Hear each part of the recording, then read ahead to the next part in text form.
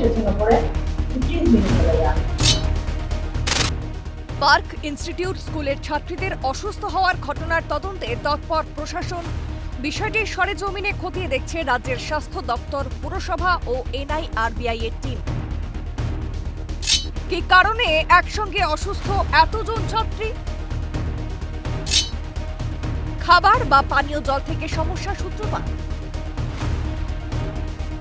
মঙ্গলবার স্কুলে পৌঁছন স্বাস্থ্য দপ্তর, পুরসভা, ফুড সেফটি ও ওয়াটার ডিপার্টমেন্টের আধিকারিকরা। স্কুলের মিড ডে মিল এবং আবাসিক ছাত্রীদের জন্য রান্না হয় যে হেসেলে, সেখান থেকে সংগ্রহ করা হয় বিভিন্ন খাবারের নমুনা। কথা বলা হয় রাঁধুনিদের সঙ্গেও। কোন জায়গা থেকে কাঁচা মাল কেনা হয়, জল কোথা থেকে আসে তা খতিয়ে দেখেন কর্পোরেশনের পদস্থ আধিকারিকরা।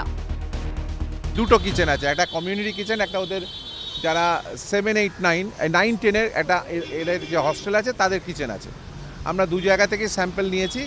আমাদের 3টে টিম একসঙ্গে কাজ করছে, যেটা বেলেঘাটা নাইসের এখন নির্বি বলে সেখানে আছে।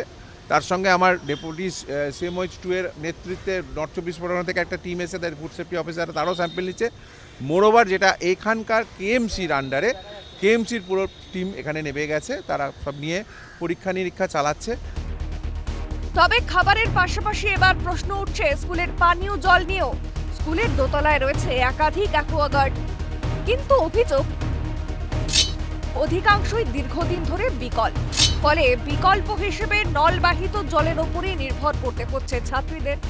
এই জল আদৌ কতটা পরিশ্রুত, সেই প্রশ্নের উত্তর খুঁজতে স্কুলে পৌঁছয় সিএম। কিন্তু পানীয় জলের ব্যবস্থার ছবি তুলতে গিয়ে স্কুলের এক শিক্ষিকার বাধার মুখে পড়তে হয় সিএম এর প্রতিনিধিকে। কেন এসেছেন ওপরে 15 মিনিট চলে যান। সেটা বলুন না, অত রেগে যাওয়ার কিছু নেই। এত বড় একটা ঘটনা ঘটে গেছে, আপনি রেগে যাচ্ছেন না। ঠিক আছে, আপনারা একটু সেভে চলে যান। এই ছবিটা নিয়ে না, আপনাদের কোনো ছবি নেওয়া যাবে না। কেন নিতে সমস্যাটা কি? না, কোনো ছবি না না, নেওয়া যাবে সমস্যাটা কি? আপনি নিতে বাধা দিচ্ছেন। তদন্তে এখন বড় প্রশ্ন, অসুস্থতার উৎস কি? হোস্টেলের রান্না কি সত্যি পুষ্টিকর, নাকি স্কুলের পানীয় জলের সমস্যা? হোস্টেলের রাঁধুনিদের কথাতেই সামনে এসেছে আরও একটি গুরুত্বপূর্ণ তথ্য।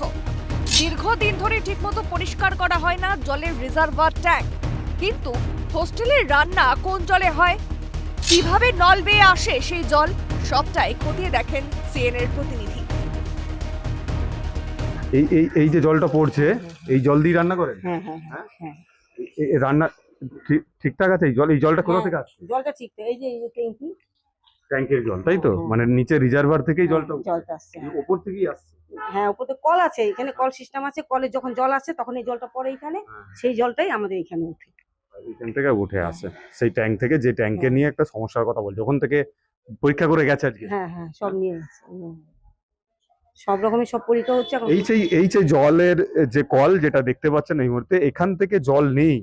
এই যে স্কুলের হোস্টেলের যারা ছাত্রী, যারা হোস্টেলে থাকে, তাদের জন্য রান্না করেন। আমরা রাঁধুনির সঙ্গে কথা বলছিলাম, এবং এই জলটা সোর্স কি, কোথা থেকে আসছে না, এই যে রিজার্ভার আছে এখানে আপনারা দেখতে পাচ্ছেন, এই যে পৌরসভার যে রিজার্ভার, সে রিজার্ভারে প্রথমে জলটা এসে স্ট্যাক হয়, তারপর এখান থেকে পাম্পের সাহায্যে, মোটরের সাহায্যে ওপরে স্কুলের ওপরে ছাদে যে জলের ট্যাঙ্ক রয়েছে সেখানে নিয়ে যাওয়া হয়। তারপর সেই জলের ট্যাঙ্ক থেকে সেই জল এই পাইপ বেয়ে, নল বেয়ে, এই কল দিয়ে এখানে পড়ে। তারপর এখান থেকে এই জল সংগ্রহ করে এই হোস্টেলের ছাত্রীদের জন্য এই জায়গায় গ্যাসের সাহায্যে রান্না হয়। তবে অভিযোগ অস্বীকার করেন স্কুলের প্রিন্সিপাল অলকানন্দা মজুমদার। তার দাবি, বছরে দুবার জলের রিজার্ভার ট্যাঙ্ক পরিষ্কার করা হয়। যদি পানীয় জল থেকে সমস্যা হতো তাহলে সবার হতে পারত, আর খাবার থেকে হলে যে সমস্ত উপসর্গ দেখা যায় তা কিছুই হচ্ছে না ছাত্রীদের। আমাদের বছরে দুবার ট্যাঙ্ক পরিষ্কার হয় নিয়ম মতো। আমাদের তো মাধ্যমিকে সিট করে তখন আমরা করেছি একবার, আবার একটা ডিউ আছে সেটা করতে হবে, হয়নি। আর এই ব্যাপারটা যেটা ওনারা বলছেন, আমরা যেটা মনে করছি এই যে খাবার জল, সেটা কিন্তু ডে স্কলাররাও খাচ্ছে, আমরা স্টাফেরাও খাই। যদি শরীর জল থেকেই হতো তাহলে তো সবারই হওয়ার কথা ছিল। এবং জ্বর, আপনি যদি বলেন ফুড পয়জন বা এই জাতীয়, সেখানে সিমটমগুলো যা সাধারণত আমরা জানি পেটের সমস্যা হতে পারে, বমি হতে পারে, পেট ব্যথা করতে পারে, লুজ মোশন ইত্যাদি। এই ধরনের কোনো সমস্যা কিন্তু বাচ্চাদের নেই। স্কুলের হস্টেলের জল নিয়ে সমস্যা দীর্ঘদিনের। এর আগেও ওই জল থেকে নানান সমস্যার মুখে পড়েছেন ছাত্রীরা। এমনকি হস্টেলের জল রিজার্ভার ট্যাঙ্কও ঠিকভাবে পরিষ্কার করা হয় না বলেও অভিযোগ। এ নিয়ে বারংবার স্কুল কর্তৃপক্ষকে জানানো হলেও কোনো ব্যবস্থা নেওয়া হয়নি বলে দাবি অভিভাবকদের। যদিও স্কুলের পানীয় জলের ব্যবস্থাপনা নিয়ে দিনভর জল ঘোলা হলেও স্কুলের জলের ট্যাঙ্ক থেকে কিছু পাওয়া যায়নি বলে পুরসভা সূত্রে খবর। কলকাতা পুরসভার স্বাস্থ্য বিভাগের পক্ষ থেকে জলের নমুনা সংগ্রহ করে পরীক্ষা করা হয়, তবে জলে কোনো বিষক্রিয়া পাওয়া যায়নি। বার্স ইনস্টিটিউশন ফর গার্লস স্কুলকে ক্লিন চিট পুরসভার। তাহলে সমস্যা কোথায়? উত্তর জানতে এখন তদন্তের অপেক্ষা।